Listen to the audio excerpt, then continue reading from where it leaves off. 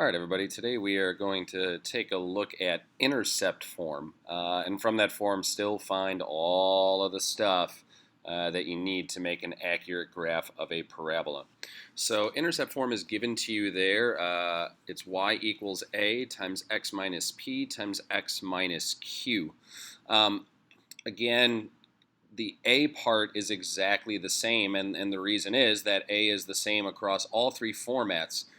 Standard form, vertex form, and intercept form, and it has the same meaning.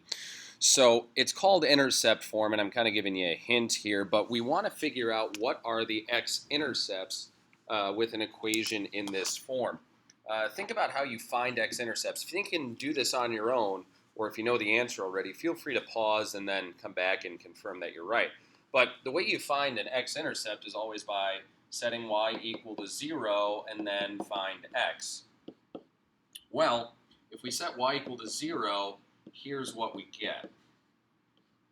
Now, if I'm solving this for x, we actually should know how to do this. This is actually just like solving an equation with factoring. And basically what you do is you would figure out the value of x that would make each parenthesis 0. Basically, you'd set each parenthesis equal to 0 and solve for x. When we do that, we get x equals p and x equals q. So our x-intercepts are p0 and q0. Okay, but notice there's a subtraction sign built in. So assuming there are subtraction signs in those parentheses, your x-intercept will be positive numbers p and q. If it was plus signs, they would both be negative. This is all related to point slope form of graphing. We did something similar to that where we took the opposite of like x and y to create our point that we started with. Also very related to solving with factoring. It's called intercept form because the x-intercepts are given to you. The y-intercept, guys, there's going to be, I can write a few things down there, but in reality, there's not much that we can do to help us here.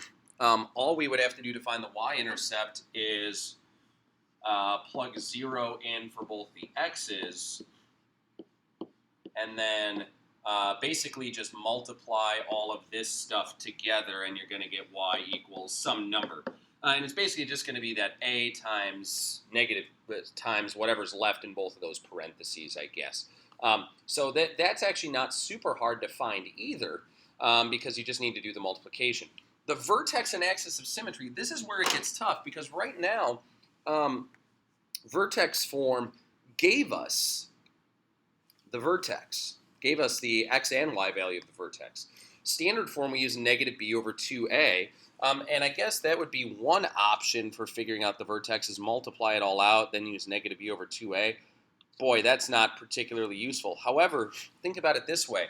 You know your x-intercepts. What's the relationship between the x value of the vertex and the value of the x-intercepts? You know that p0 and q0 are your x-intercepts. And think about what the relationship is between the x value of your vertex and your x-intercepts. Pause and come back if you think you can kind of handle figuring this out on your own. But the relationship is that because of symmetry, okay, so if my x-intercepts are here and here, the vertex needs to be in the middle, okay? Middle is really the same thing as saying average, right? So p plus q divided by 2. Basically, taking the average of your x-intercepts is going to give you the x value of your vertex, okay? And then again, you have to plug in for x to find the y value. So actually, this is really, I'd say, still overall a little bit easier than working with standard form. Maybe not quite as easy as vertex form, although that had its challenges too. Here, you're given the x-intercepts. The y-intercept is some simple plug in 0 and do some multiplication. And the vertex, you're pretty much given. It's going to be right in the middle of those two x-intercepts. The only annoying part is that the y value is not so easy to find. You do have to plug in for x and then find y to figure out what that value is. So I'm going to do this first one on the back here. I'm going to find all these different pieces. I'll show you guys how to do that. Again, feel free to pause and click ahead as you need to if you're feeling already pretty confident. But I'll show one. I'll have you guys kind of try to do the other, and then we'll go from there. So my x-intercepts, let's figure out those right away since we're in intercept form, are 3, 0, and 5, 0. I'm going to skip ahead to my vertex because I think that's the next natural progression.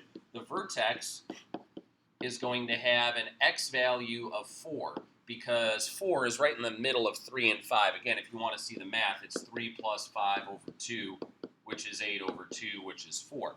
Now, I do have to plug in 4 to get my y value, so I'm going to do that. I get y equals 4 minus 3 times 4 minus 5.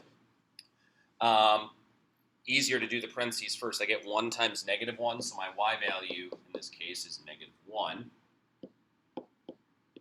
So my vertex is all done. I've got my x-intercepts. Now I just need my y-intercept. I'm going to plug in 0 for both my x's. I get 0 minus 3 times 0 minus 5. That's negative 3 times negative 5, so my y-intercept is 15. So now I've got all those different pieces that I need to make an effective graph. I'm going to graph my vertex first of 4, negative 1. I'm going to graph my x-intercepts of 3 and 5. That y equals 15 does not really fit on my graph particularly well, so I'm actually going to figure out another x value. And again, I want to stay pretty close to the vertex.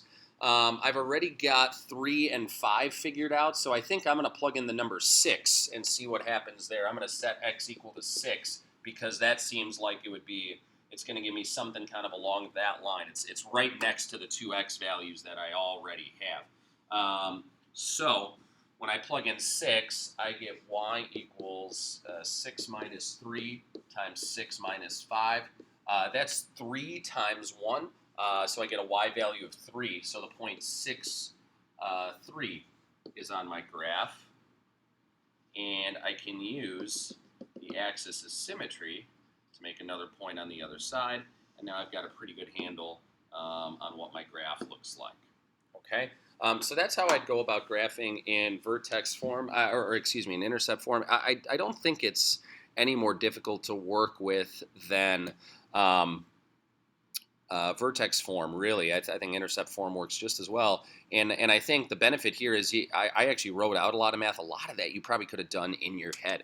So there's one more at the end here. Why don't you guys give this one a try, pause, and then come back?